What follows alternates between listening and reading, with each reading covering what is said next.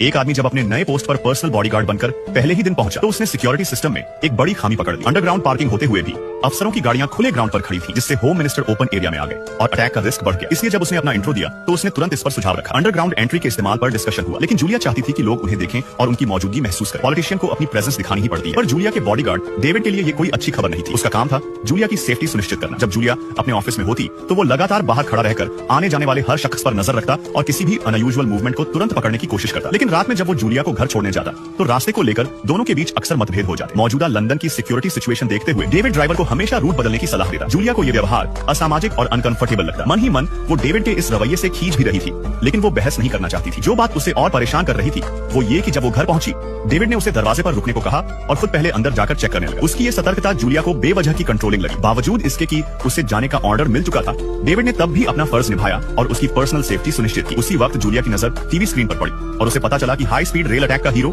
और उसका बॉडीगार्ड दरअसल एक ही आदमी है। ये जानकर उसके मन में डेविड के लिए सोच बदल गई और उसने अपने आज के व्यवहार पर खुद को शर्मिंदा महसूस किया। डेविड ने उसकी प्रतिक्रिया को सहजता से लिया, जैसे वो पहले से ही सब समझता हो। माहौल थोड़ा नरम हो गया। अगले दिन जूलिया ने इन्वेस्टिगेशन लॉ पास कराने के लिए बड़े प्रिपरेशन के साथ टीवी स्पीच की तैयारी की, लेकिन स्टेज पर जाने से ठीक पहले टाइम की कमी के चलते डेविड ने बिना कुछ कहे अपनी शर्ट उतारकर उसे थमा दी। यही उस वक्त का सबसे अच्छा सोल्यूशन था। जब उसने वो शर्ट पहनी तो उससे पहली बार डेविड की मौजूदगी में एक अजीब सी गर्माहट महसूस हुई। वो आदमी जिसकी शक्ल हमेशा सीरियस रहती थी, उसके अंदर भी कोमलता और इंसानी गर्मी थी, मगर वो नहीं जानती थी कि डेविड के दिल में एक पुरानी गांठ थी। वॉरजोन के एक्सपीरियंस ने उसे खुद पर कंट्रोल करना सिखा दिया था। जब भी वो अपने उन साथियों को याद करता जिन्हें पॉलिटिशियंस ने जंग में बलिदान कर दिया था, उसके अंदर कुछ बड़ा करने की फीलिंग उठती। लेकिन बच्चों की जिम्मेदारी ने उसे थाम रखा था और उसी उलझन में उसने ये जॉब ज्वाइन की। तभी एक मैसेज आया कि उसे तुरंत ऊपर बुलाया जा रहा है। वो तेजी से भाग पड़ा, रास्ते में गैर जरूरी लोगों को हटाते हुए लिफ्ट में चढ़ते हुए गन चेक की और गहरी सांस लेकर खुद को तैयार किया। शुक्र था कि ये सब एक फॉल्स अलार्म निकला। दरअसल वो पुरानी असिस्टेंट जिसे जूलिया ने बिना बताए हटा दिया था ऑफिस में हंगामा कर रही थी। डेविड ने उसे शांति से बाहर एस्कॉर्ट कर दिया। पूरी घटना में एक बात साफ थी, डेविड हमेशा उसकी परछाई की तरह उसके साथ रहता। जब वो बाहर पहुंची